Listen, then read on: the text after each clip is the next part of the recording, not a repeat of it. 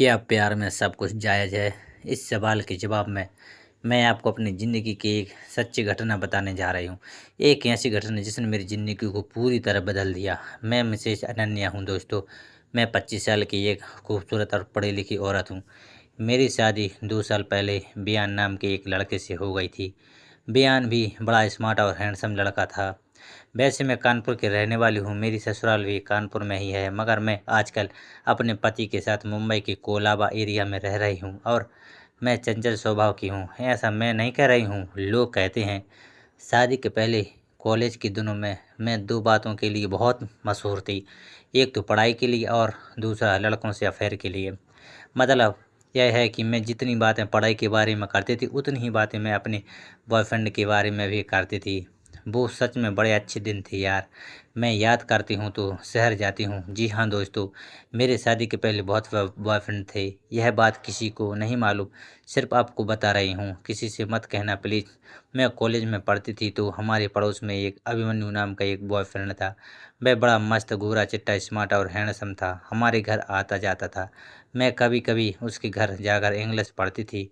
वह बड़े प्यार से पढ़ाता भी था। मैं मन ही मन उसका बड़ा आदर और सम्मान करती थी। मेरी जब शादी हो गई तो हमारा संपर्क टूट गया। वह कानपुर में ही था और मैं यहाँ मुंबई आ गई। एक दिन शाम को मैं अपनी दोस्त अदिति के साथ चौपाटी पर घूम रही थी। अचानक किसी के मुँह से निकला, "अरे अनन्या, तुम यहाँ?" मैंने पीछे मुड़कर देखा तो बोली, "आप अभिमन्यु हैं ना?" वह बोला, "हाँ अनन्या, मैं अभिमन्यु ही हूँ।" मैंने कहा, "अरे अभिमन्यु, कहाँ खो गए थे आप? मैं आपको बहुत याद करती हूँ, आपसे मिलना चाहती थी, आपसे बातें करना चाहती थी, पर यह बताओ यहाँ मुंबई में कैसे?" वह बोला, "यहाँ कोलाबा में मेरी बुआ है, मैं उसी के यहाँ ठहरा हुआ हूँ।" मैंने कहा, "अरे वाह, मैं भी तो कोलाबा में ही रहती हूँ।" वह बोला, "फिर तो हमारा मिलना होता रहेगा।" मैंने कहा, "होता रहेगा, ये तो आगे की बात है। मेरे साथ अभी चलो मेरे घर।"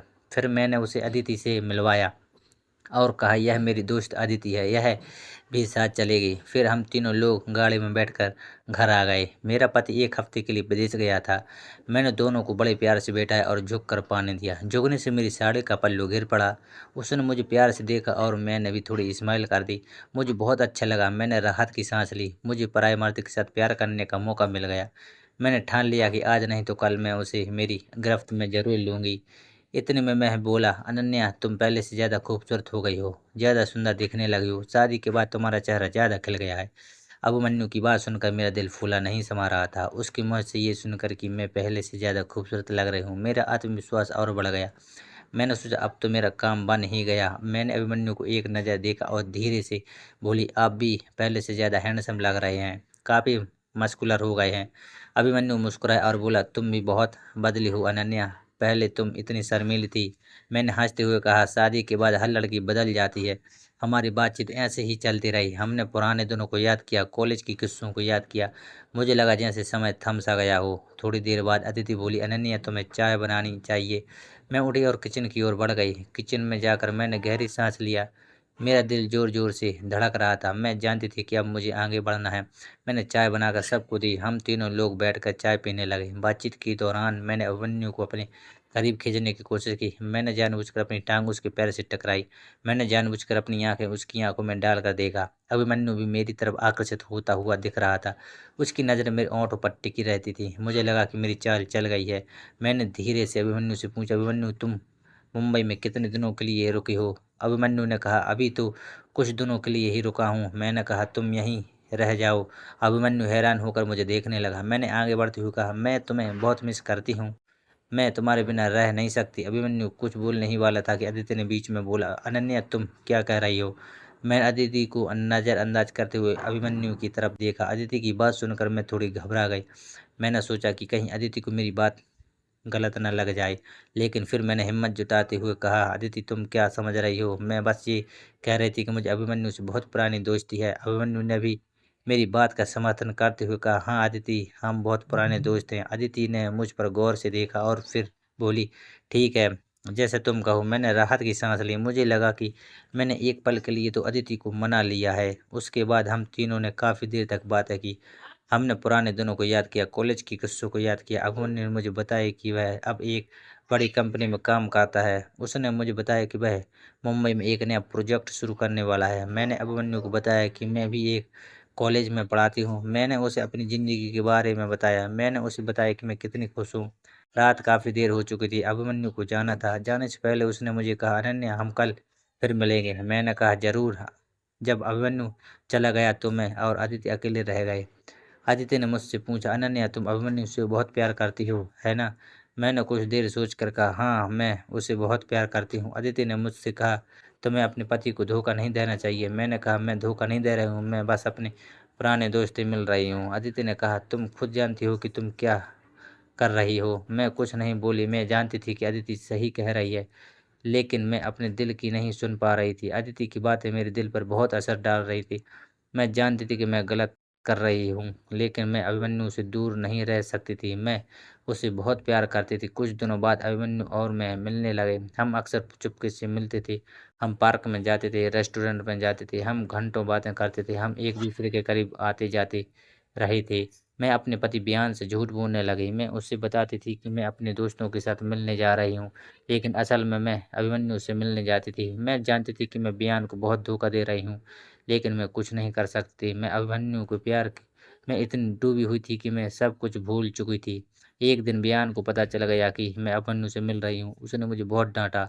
उसने मुझसे कहा कि मैं उसे बहुत धोखा दे रही हूँ। उसने मुझसे कहा कि वह तुझे कभी माफ़ नहीं करेगा। मैंने रोने लगी। मैंने बयान से माफ़ी मांगी।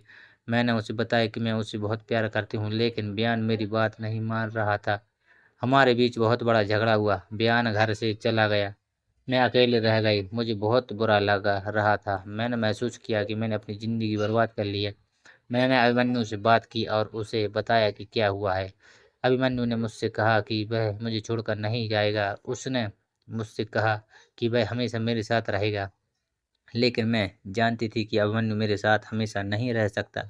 मैं जानती थी कि मुझे बयान के पास वापस जाना होगा। मैंने बयान को ढूँढने की कोशिश की। मैंने उसके दोस्तों से पूछा, मैंने उसके रिश्तेदारों से पूछा, लेकिन मुझे वह कहीं नहीं मिला।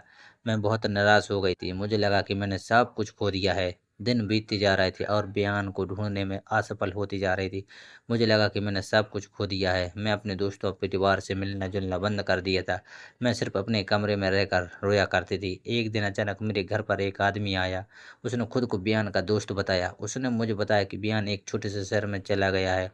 उसने मुझे बयान का पता दिया और मुझसे कहा कि मैं उससे मिलने जा सकती हूँ। मैं बहुत खुश हुई। मैंने तुरंत ही बयान को ढूंढने निकल पड़ी। मुझे बयान का पता लगाने में काफ़ी मुश्किल हुई, लेकिन आखिरकार मुझे वह मिल गया। बयान एक छोटे से घर में रह रहा था। वह एक छोटी-सी दुकान पर काम करता था। जब उसने मुझे देखा तो वह बहुत हैरान हुआ। उसने मुझे अंदर बुलाया। हमने बहुत देर तक बात की। मैंने बयान से माफ़ी माँगी। मैंने उसे बताया कि मैं उसे कितना प्यार करती हूँ। मैंने उसे बताया कि मैं अपनी गलती समझ गई हूँ। बयान ने मुझे माफ़ कर दिया। उसने कहा कि वह मुझे कभी भूल नहीं पाया। उसने कहा कि वह मुझे चाहता है। हमने एक दूसरे को गले लगाया। मुझे लगा कि मैं दुनिया की सबसे खुशकिस्मत औरत हूँ। हम दोनों वापस अपने शहर लौट आए। हमने एक दूसरे को एक नई शुरुआत देने का फैसला किया। हमने तय किया कि हम कभी भी एक दूसरे को धोखा नहीं देंगे। कुछ समय बाद हमारे घर एक नन्हा मेहमान आया। हमारी एक प्यारी सी बेटी हुई। मैं बहुत खुश थी। मुझे लगा कि मेरी ज़िंदगी पूरी हो गई है। अब मैं बहुत खुश हूँ। मैं बयान से बहुत प्यार करती हूँ और बयान भी मुझसे बहुत प्यार करता है। हमारी ज़िंदगी बहुत सुखी है। तो दोस्तों यह थी आज की कहानी। अगर आपको मेरी कहानी पसंद आई तो कृपया मेरे चैनल को सब्सक्राइब करें और घंटी दबाकर सभी नोटिफिकेशन चालू कर लें, ताकि आपको अगली वीडियो की सूचना सबसे पहले मिल सके। आपके प्यार और सपोर्ट के लिए धन्यवाद।